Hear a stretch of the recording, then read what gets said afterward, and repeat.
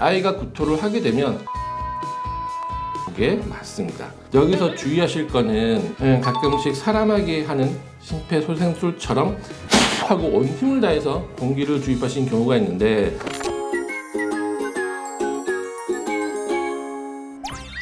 안녕하세요 유엔미 구독자 여러분, 저는 유엔동물의료센터의 야간 원장 이광재입니다. 자, 오늘의 주제는 많은 분들이 궁금해하시는 강아지 24시 동물병원 응급센터에 대해서 알려드릴게요.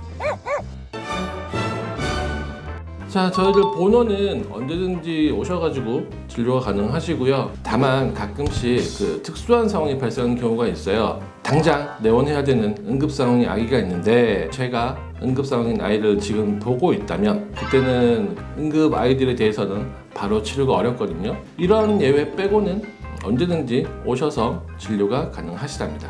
한 가지 꿀팁은 주거지 근처에 24시 동물병원 몇 군데를 조금 더 찾아 놓으시는 게 더 좋지 않을까, 그렇게 추천을 드립니다.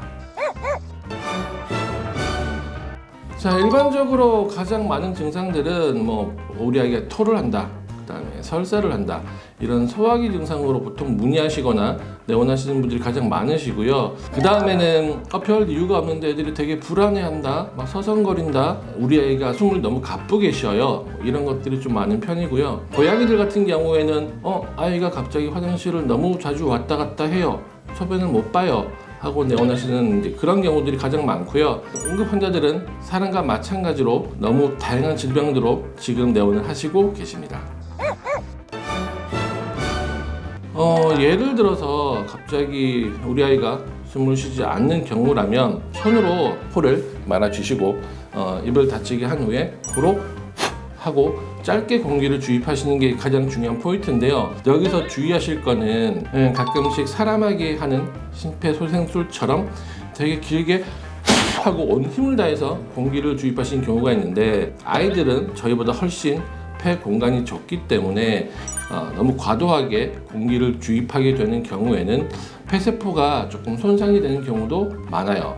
그래서 공기를 주입하실 때는 이 부분만 주의하시고 코로 공기를 하고 짧게 불어넣어 주시면 될 것 같습니다. 그리고 나서 혀를 최대한 빼주셔서 숨을 쉴 수 있는 길을 그렇게 터주시면 되고요. 심장 마사지 같은 경우에는 옆으로 눕혀주시고 갈비뼈가 있는 가슴 부분이 있어요. 여기서 중앙, 그 다음에 머리 쪽으로 앞쪽 3분의 1 지점, 요 사이를 가볍게 압박을 해주시면 되는데, 여기서 가장 주의해야 할 점은 초인견들은 압박이 조금만 강하게 들어가도 갈비뼈 골절이 발생할 수 있으니까 너무 강한 압박은 피해 주셔야 합니다.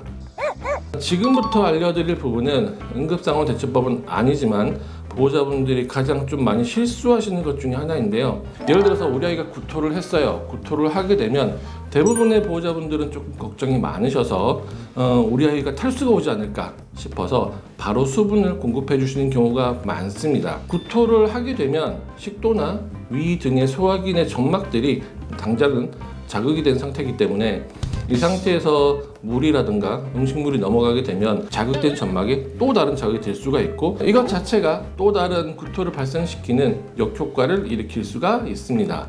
때문에 아이가 구토를 하게 되면 최소 1시간 정도, 길게는 2시간 정도 아무것도 안 주시는 게 그게 맞습니다. 물론 구토가 계속 반복된다면 지금 바로 병원에 내원하셔서 진료를 보시는 게 좋습니다.